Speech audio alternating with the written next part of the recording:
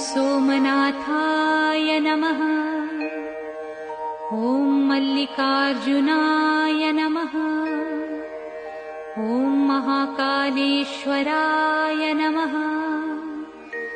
ॐ ओंकारेश्वराय नमः। ॐ वैद्यनाथाय नमः। ॐ भीमशंकराय नमः। ॐ रामेश्वराय नमः।